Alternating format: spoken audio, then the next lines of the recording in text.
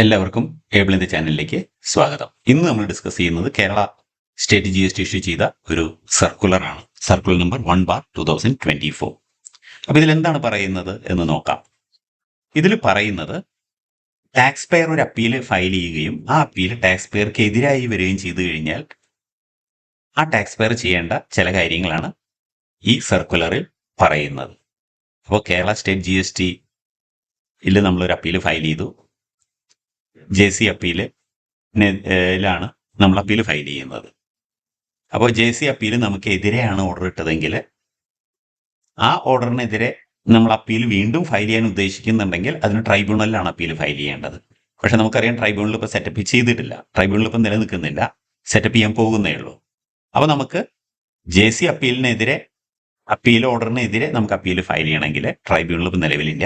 അപ്പോൾ ഇത്രയും നാൾ ട്രൈബ്യൂണൽ സെറ്റപ്പ് ആവുന്നത് വരെ നമ്മൾ കാത്തിരിക്കേണ്ടി വരും. പക്ഷെ അതിനിടയിൽ നമുക്കെതിരെ റിക്കവറി നോട്ടീസൊക്കെ വന്നേക്കാം. അപ്പം അത് വരാതിരിക്കണമെങ്കിൽ നമ്മളൊരു സ്റ്റെപ്പ് ചെയ്യണം, ഒരു പ്രൊസീജിയർ ചെയ്യണം. അതാണ് ഇപ്പം ഞാൻ പറയുന്നത്.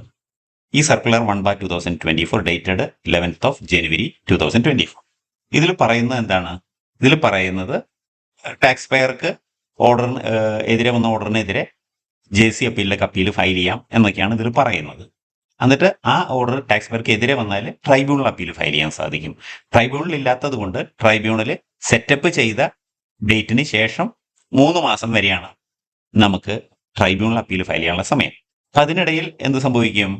അതിനുള്ള പറയുന്ന കാര്യമാണ്, in the meanwhile various complaints have been received from the taxpayers that in cases where decision in the appeal filed before the first appeal authorities against tax പെയർക്ക് എതിരെ ഓർഡർ വന്നാൽ department has initiate recovery process. അങ്ങനെ പല കേസുകളിൽ റിക്കവറിക്ക് notice പോകുന്നുണ്ട്. അത് പോവാതിരിക്കണമെങ്കിൽ എന്ത് ചെയ്യണം എന്നാണ് പറയുന്നത്. അതിൽ ഇവരോട് പറയുന്നുണ്ട്, if the demand exist as per the result of the appellate authorities order, നമുക്കെതിരെ അപ്പീലേറ്റ് അതോറിറ്റി ഓർഡർ ഇട്ടാൽ then in such cases taxpayer shall submit a declaration in annexure 1 before the DCAC STO of the arrear recovery wing of the district stating that he is proposing to file appeal. Tribunal appeal file ചെയ്യാൻ ഇരിക്കുകയാണ്. Tribunal setup ചെയ്താൽ എനിക്ക് appeal file ചെയ്യാൻ പറ്റുള്ളൂ. അതുകൊണ്ട് എനിക്കെതിരെ recovery proceeding initiate ചെയ്യരുത് എന്നുള്ള കാര്യമാണ് നമ്മൾ ഇവരെ അറിയിക്കുന്നത്. അനക്ഷർ 1 എന്നുള്ള ഫോമിൽ കൊടുത്തിട്ടുണ്ട്. അപ്പോൾ ഈ അനക്ഷർ 1 എന്നുള്ള ഫോം ഇതാണ്. Annexure 1 declaration regarding proposal of appeal before ട്രൈബ്യൂണലിൽ ഞങ്ങൾ അപ്പീൽ ഫയൽ ചെയ്യാൻ പോകുന്നുണ്ടെന്ന് അരിയർ റിക്കവറി ഓഫീസർ അറിയിക്കുകയാണ് ചെയ്യുന്നത്. ഇതിലെന്താ പറയുന്നത്? We understand hereby declare that we are proposing to file an appeal എന്നും പറഞ്ഞിട്ട് അവരുടെ പേരും ഡീറ്റെയിൽസും കാര്യങ്ങളും വെച്ചിട്ട് ഫയൽ ചെയ്യുന്നു.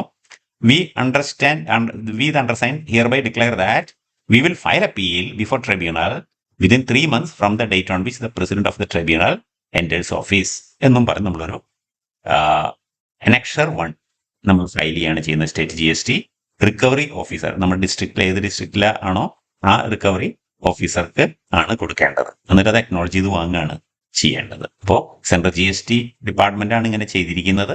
അപ്പോൾ നിങ്ങൾ അപ്പീൽ ഫയൽ ചെയ്തിരിക്കുന്നത് സ്റ്റേറ്റ് GSTയിലാണെങ്കിൽ നിങ്ങൾ സ്റ്റേറ്റ് GSTയിൽ ഫയൽ ചെയ്യുന്നതിന് സെൻട്രൽ GSTയിലാണെങ്കിലും കുഴപ്പമില്ല, നിങ്ങൾ ഇങ്ങനെ ഒരു ഡിക്ലറേഷൻ അവരുടെ അസിംഗ് അതോറിറ്റിക്കും കൂടി കൊടുക്കുക.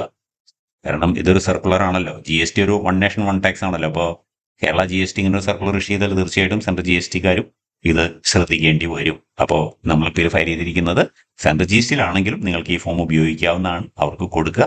അപ്പോൾ അതുകൊണ്ട് റിക്കവറി പ്രൊസീഡിങ്സ് ഇനീഷ്യേറ്റ് ചെയ്യാതിരിക്കാൻ വേണ്ടി. ഓക്കെ, നിങ്ങൾക്കിത് മനസ്സിലായി എന്ന് കരുതുന്നു.